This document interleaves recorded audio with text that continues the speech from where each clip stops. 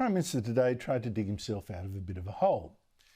Before the election, Anthony Albanese said no, he would not make changes to your superannuation. He was very clear about that.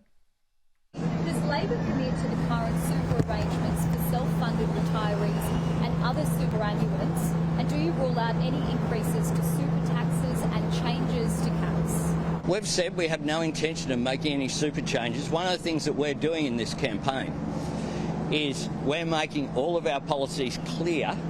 We're putting them out there for all to see.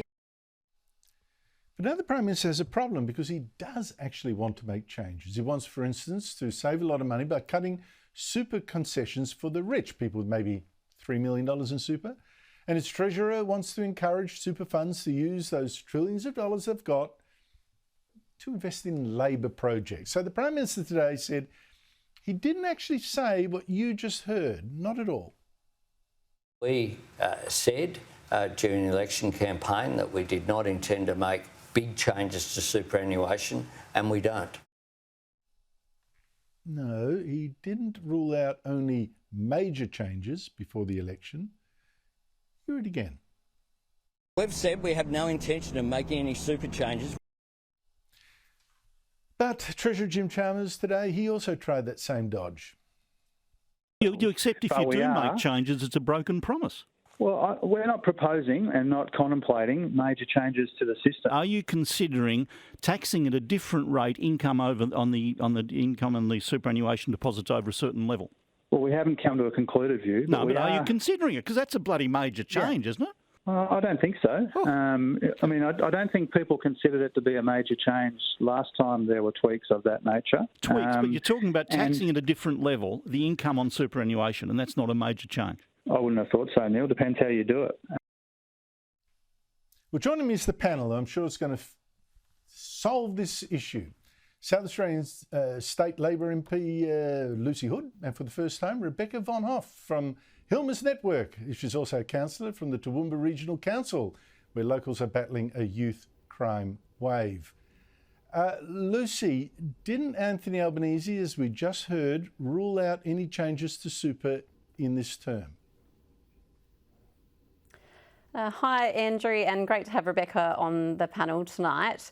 All I can say, Andrew, is pop that kettle on. It's time to have another cup of chamomile tea, maybe in a Julia Gillard mug. I think we, again, need to just calm down on this issue. The fact is, we're just having a discussion around superannuation. The fact is that superannuation should be for retirement period. But we are having some issues around superannuation at the moment where you're even seeing some unscrupulous companies actually targeting people to take out their super for things like surgery, for like weight loss surgery or even IVF. So there are some issues here. And I know the Liberal Party are used to a complete policy vacuum when it comes to politics. But the fact is that we have a really competent, articulate Treasurer who's really just posing some questions that we need to consider as a country.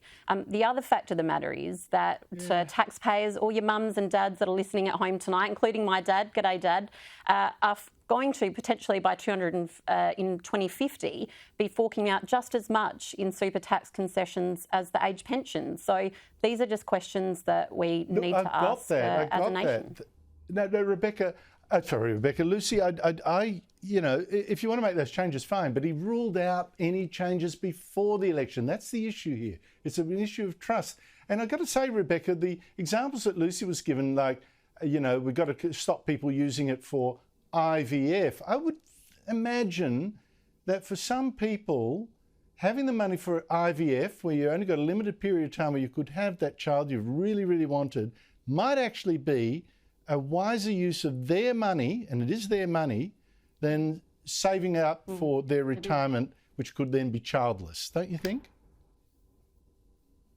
I think when I was listening to the Treasurer this week talk about this, Andrew, the thing that really struck me was when he was talking about this dignified retirement. And a dignified retirement is something that all Australians should want and should aspire to. But the single largest group of people experiencing homelessness in Australia are women over 55. And if we want to talk about a dignified retirement, I'm not hearing much talk about that, solutions about that, practical solutions. Yeah, that's all very well too, but it really comes back down to the point.